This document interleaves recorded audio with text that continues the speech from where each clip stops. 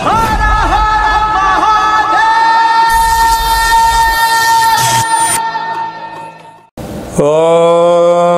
నమః శివాయ. ఓం నమో నారాయణాయ. ఓం శ్రీ స్వర్ణాకర్షణ కాల భైరవాయ నమో నమః. నరదృష్టి నివారణ కాల భైరవాయ నమో నమః. ఓం సూర్య అరిష్టేతు సంప్రాప్తే సూర్య పూజాంచ కారయేత్. సూర్య ధ్యానం ప్రవక్ష్యామి ఆత్మదోషపీడోప ఉపశాంతయే. హరి ఓం. మా ఛానల్కి స్వాగతం. చూస్తున్న వీక్షకులకు ప్రేక్షకులకు ప్రియ కాళభైరవ భగవద్బంతులకి స్వాగతం పలుకుతూ మమ్మల్ని ఎంతగానో ఆదరిస్తూ ఉండబడినటువంటి ప్రియ సోదరీమణులకు అందరికీ కూడా సనాతన ధర్మ వీక్షకులకు సంరక్షకుల అందరిపైనను రథసప్తమి అనగా సూర్యుడి యొక్క జయంతి సందర్భంగా అందరికీ నిండు నూరేళ్ల ఆయురారోగ్యాలను ప్రసాదించాలని, ఎవరికి కంటి సమస్యలు, దేహ సమస్యలు, ఆత్మ సమస్యలు, అనారోగ్య సమస్యలు వాళ్ళకు రాకుండా సంపూర్ణ ఆయురారోగ్యాలు ప్రసాదించాలని సూర్య భగవానుని వేడుకుందాం. 16వ తారీఖు 2వ నెల 2024 నుండి 29/2/2024 వరకు పుట్టినటువంటి వారందరికీ కూడా ముందస్తుగా జన్మదిన శుభాకాంక్షలు. గతంలో వివాహం చేసుకున్న వారికి వివాహ వార్షికోత్సవ శుభాకాంక్షలు. ద్వాదశ రాశుల్లో గ్రహ గమనాన్ని ఒకసారి వీక్షింపచేద్దాం.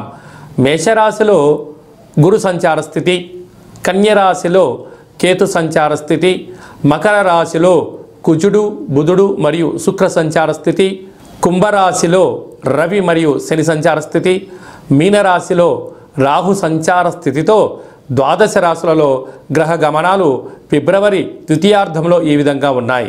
అలాగనే 21వ తారీఖున బుధుడు కుంభరాశిలోకి సంచారం చేయడం వల్ల అక్కడే ఉండబడినటువంటి రవి భగవానుడితో బుధుడు కలిసి ఉండడం వల్ల బుధాదిత్య రాజయోగము అంటారు.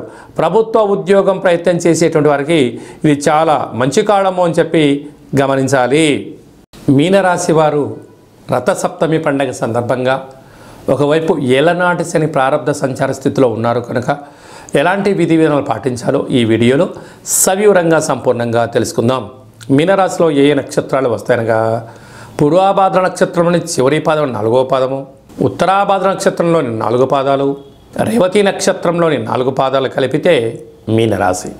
చాలామందికి పుట్టినటువంటి కాల సమయంలో డేటా బర్త్లు లేనటువంటి కారణం వలన పేరు యొక్క మొదటి అక్షరాన్ని అనుసరిస్తూ ఆ రాశిని తెలుసుకునే ప్రయత్నం అవుతుంది. అవి ఏ అక్షరాలు సరి పరిశీలన చేద్దాం.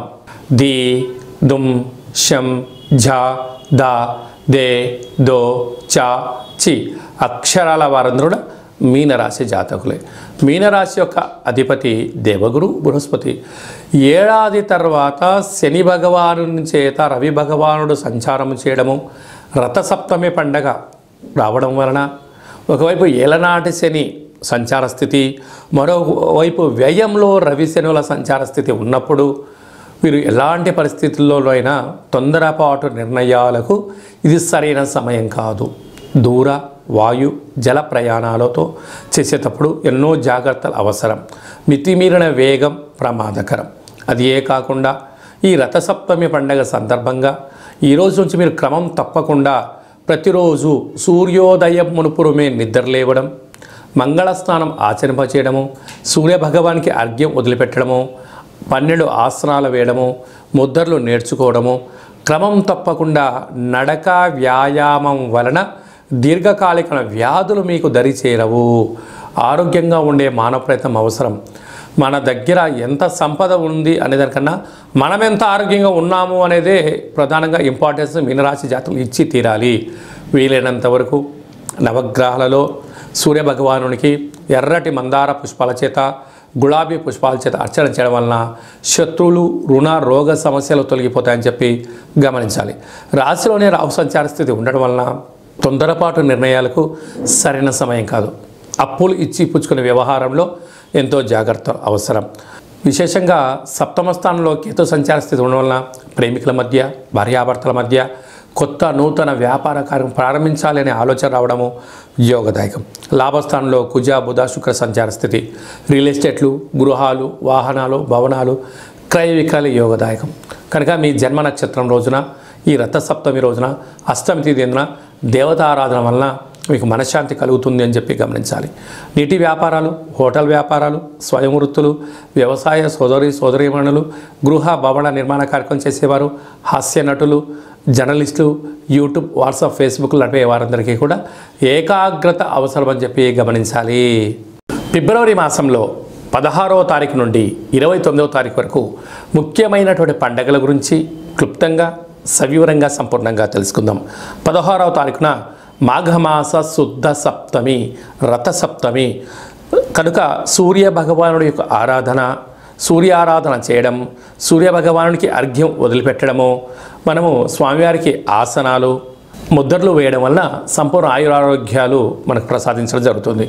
అంటే కేవలం ఈ రథసప్తమి రోజే కాకుండా ప్రతిరోజు సూర్య నమస్కారం చేసుకోవడం, ప్రతిరోజు ముద్రలు వేయడం, ఆసనాలు వేయడం వల్ల సంపూర్ణ ఆయురారోగ్యాలు ఉంటాయని చెప్పి గమనించాలి. 17వ తారీఖున మాఘమాస శుద్ధ అష్టమి శనివారం కృత్తికా రోహిణి నక్షత్ర సందర్భంగా అసితాంగ కాళభైరవ స్వామిని పూజించాలి. 24వ తారీఖున మాఘ పూర్ణిమ, మాసానా మాఘమాసం అంటారు. మాఘమాసంలో పూర్ణిమకు చాలా ప్రత్యేకత ఉంటుంది. నదీ స్నానము, సముద్ర స్నానము, దానము యోగదాయకము. అలాగనే మనకు 27వ తారీఖున మాఘమాస బహుళ అష్టమి మంగళవారం. ఈ 3 అంటే శుద్ధాష్టమి, బహుళాష్టమి, పూర్ణిమ, ఈ 3 విశిష్టమైన పండుగలంతా కూడా ఫిబ్రవరి నెలలో ద్వితీయార్థంలో రావడం వలన అసితాంగ కాళభైరవ స్వామివారిని పూజించడం వలన సంపూర్ణమైన అష్ట కష్టాలు తొలగిపోతాయి, అష్ట ఐశ్వర్యాలు కలుగుతాయని చెప్పి గమనించాలి. కనుక కాళభైరవ స్వామి నామస్మరణ, ఇంట్లో కూష్మాణ దీపము, కాళభైరవ దీపము, ముడుపు కట్టడము యోగదాయకం. అవన్నీ కుదరనటువంటి పక్షంలో ఈ కింది నెంబర్ సంప్రదించినట్లయితే మీ పేరుపైన భగవంతుడికి అర్చన, అభిషేకము, హోమము, కూష్మాండ దీపము మీకు చేయించి వీడియో కాల్ ద్వారా చూపించి ప్రసాదాన్ని కూడా మీకు పంపించడం జరుగుతుందని చెప్పి గమనించాలి. ఇంకనూ మనం విజయం సాధించగలగాలి అన్నట్లయితే ఈ యొక్క పాత్ర కంచు పాత్ర అంటే మనకు రాసులు 12 ఎలా ఉంటాయో 12 రాసులను ఇందులో అచ్చు వేయడం జరుగుతుంది. అంటే ఈ యొక్క పాత్రను ఇంట్లో పెట్టుకొని ప్రతిరోజు మనం ఏం చేయగలగాలి అన్నట్లయితే ఓం కాళభైరవాయ నమః అనేటువంటి మంత్రాన్ని ఉచ్చరింపచేయాలి. అనగా కాలాన్ని శాసింపజేసే శక్తి కాళభైరవుడు భగవంతుడు ఉంటుంది. ఉదయము, మధ్యాహ్నము, సాయం, సంధ్య, నిశారాత్రి ఎప్పుడు పిలిస్తే అప్పుడు పలికే ఏకైక భగవంతుడే కాళభైరవ స్వామివారు. కాళభైరవ స్వామివారిని పూజించడం, స్మరించడం వల్ల సకల భూత, ప్రేత, పిశాచ, సకల దుష్టగ్రహాలు, నరదృష్టి గ్రహాలు, సంపూర్ణమైనటువంటి అష్ట కష్టాలన్నీ తొలగిపోయి అష్టైశ్వర్యానికి స్వాగతం పలకడము, సకల ప్రయోగాలు, దుష్ట ప్రయోగాలు కూడా తొలగిపోతాయని చెప్పి గమనించాలి. ఈ పాత్ర వలన ఉపయోగం ఏమిటయ్యనగా ఓంకారనాదము శబ్దం రావడము, కాళభైరవ స్వామికి స్మరించడం వలన మానవుని యొక్క దేహంలో ఉండబడినటువంటి షట్చక్రాలు వికసింపచేసి దరిద్రము పోయి అదృష్టం కలుగుతుందని చెప్పి గమనించాలి.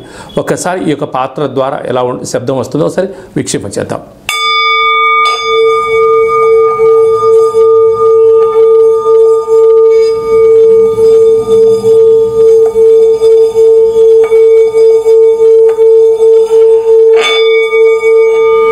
ఇలాగా ఓంకార శబ్దాన్ని మనం చూసాం.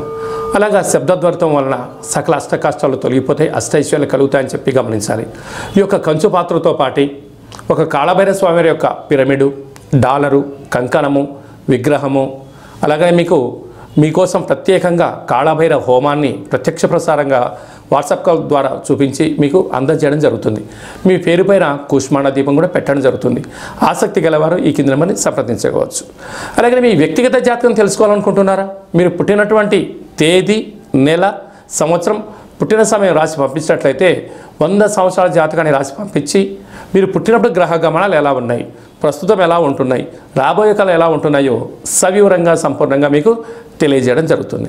అలాగే చాలామందికి డేటా ఆఫ్ బర్త్లో లేనటువంటి వాళ్ళు ఎవరైనా ఉన్నట్లయితే మీ పేరు యొక్క మొదటి అక్షరాన్ని అనుసరిస్తూ ఆ రాశిని తెలియచేస్తూ కాళభైరవ ఉపాసన చేత భూత, భవిష్యత్, వర్తమానాన్ని తెలియచేస్తూ మీ జాతకం చెప్పించుకున్న ప్రతి ఒక్కరికి కూడా మన యొక్క కాళభైరవ స్వామి యొక్క దేవాలయంలో అర్చన, అభిషేక, హోమ కార్యక్రమాలను కూడా చూపించి మీతో స్వామివారికి నమస్కారం పెట్టించడము, స్వామివారికి ఆశీస్సులు మీకు ప్రసాదింపజేయడం జరుగుతుంది అని చెప్పి గమనించాలి. ఆసక్తి గలవారు అపాయింట్మెంట్ తీసుకొని సంప్రదించగలరు. అలాగే మీ అబ్బాయికి కానీ అమ్మాయికి కానీ ఎంత ప్రయత్నం చేసినా వివాహం అవ్వడం లేదా? ఎందుకు అవ్వట్లేదో తెలుసుకొని వచ్చినటువంటి జాతకము వధూవరుల జాతకాలు జాతక పొంతన చూసి వీరికి వివాహ యోగము సంతాన యోగము ఎలాంటి యోగాలు ఉన్నాయో తెలియజేయడం జరుగుతుంది. అలాగే గతంలో వివాహమైన దంపతులు తరచూ గొడవ పడుతున్నారా, వారి జాతకంలో కానీ పేర్లో కానీ ఏమైనా స్వల్పమైన మార్పులు చేయడం వలన వాళ్ళు పార్వతీ పరమేశ్వరులాగా కలిసి ఉండేటువంటి ఆధ్యాత్మిక సలహాలు సూచనలు కూడా ఇవ్వడం జరుగుతుంది. అలాగనే మీకు అబ్బాయి కానీ అమ్మాయి కానీ పుట్టినప్పుడు ఎలాంటి పేర్లను పెట్టాలో మీకు తెలియజేయడం కూడా జరుగుతుంది.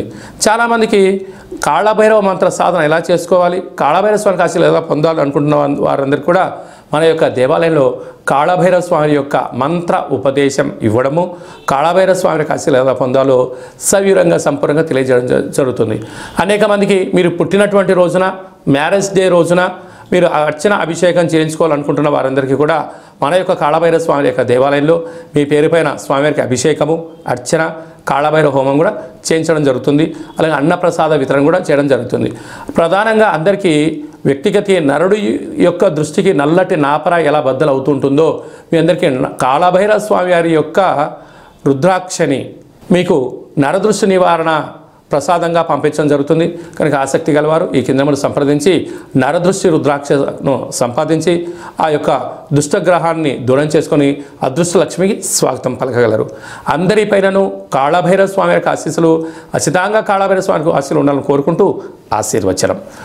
ఓం కాళకాలాయ విద్మహే కాళాతీతాయ ధీమహి తన్నో శ్రీ స్వర్ణాకర్షణ కాళభైరవ ప్రచోదయాతు.